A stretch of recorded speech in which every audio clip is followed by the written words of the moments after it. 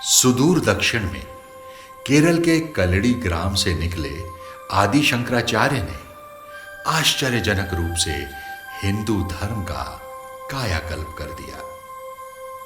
उन्होंने दक्षिण में केरल से लेकर उत्तर में बद्रीनाथ, पूर्व में पुरी और पश्चिम में द्वारिका तक की अनेक यात्राएं की। उनकी इन यात्राओं ने हिंदू धर्म की सनातन संस्कृति को जीवनदायी ऊर्जा दी। आज के इस आधुनिक युग में जब हम मोटर वाहनों पर इन तीर्थ यात्राओं पर निकलते हैं, तो भी हम अपने जीवन काल में पूरे भारत का भ्रमण नहीं कर पाते। मगर शंकराचार्य ने केरल से बद्रीनाथ, पुरी से द्वारिका, काशी से उज्जैनी आदि पूरे भारत की कई बार पैदल परिक्रमा की।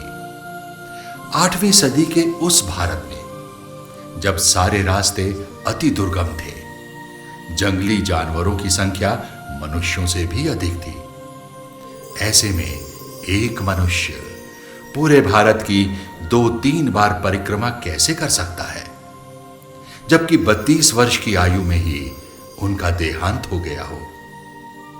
है ना आश्चर्य? इसी आश्चर्य का नाम है सनातन धर्म और उससे जुड़े तीर्थ। महान आदि शंकराचार्य ने पूरे भारत में 4 धामों में से एक धाम यदि बद्रीनाथ धाम को घोषित किया, तो इसका अर्थ है बद्रीनाथ सचमुच में देवताओं का वास स्थल है। इसीलिए पांडव भी स्वर्ग के लिए यहां तक आए।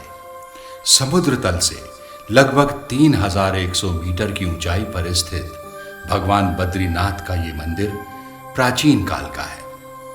मंदिर में शालिग्राम की मूर्ति लगभग 4.25 फीट की है। इस मूर्ति को शताब्दियों पहले हुणों और बौद्धों के डर से पुजारियों ने अलकनंदा में फेंक दिया था। सैकड़ों वर्षों पश्चात जब शंकराचार्य बद्रीनाथ पहुंचे, तो पुजारियों से बद्री विशाल की मूर्ति के बारे में पूछा। पुजारियों ने बताया कि सैकड़ों साल पहले उनके पूर्वजों ने हुणों के डर से इस मूर्ति को अलकनंदा में कहीं डाल दिया था। लेकिन इतने सालों बाद किसी को नहीं पता कि कहां डाला है।